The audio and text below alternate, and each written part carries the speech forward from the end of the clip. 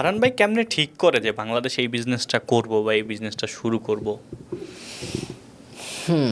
আহ, খুব একটা জটিল রিসার্চ হয় এরকম না। বেশিরভাগ সময় আমার মনে হয় যে আমি হলে হয়তো কিনতাম, এই কারণে আমি করব বেশিরভাগ সময়।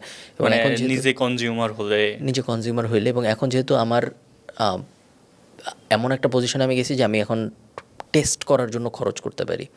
যে সো এখন আমার মার্কেট, আপনি যখন একটা বিজনেস লঞ্চ করবেন আপনি হয় রিসার্চ করার জন্য সময় এবং খরচ করবেন, অথবা আপনি পরে যায় টেস্ট করবেন যে কাজ হয় নাকি হয় না। So, আমার জন্য রিসার্চ করার থেকে টেস্ট করাটা সহজ। সো আমি 2 মাস ধরে ভাববো যে এই জিনিস চলবে নাকি চলবে না, তারপরে লঞ্চ করব, ওই 2 মাসের ভ্যালু আমার কাছে বেশি কম্পেয়ার টু আমার যে $2000 খরচ হবে বোঝার জন্য যে এই জিনিস আসলে মানুষ কিনে নাকি কিনে না। সো আমি প্রেফার করব ইমিডিয়েটলি চালায়, ইমিডিয়েটলি মার্কেটিং করে দেখতে যে চলে নাকি চলে না। না চললে 1 মাসের মধ্যেই বোঝা যাবে যে চলতেছে না। 2 মাস রিসার্চ করে তারপর ওই ওই জিনিসটা আমি এখন আর করি না, যেহেতু আমি করতে পারি আর কি এটা।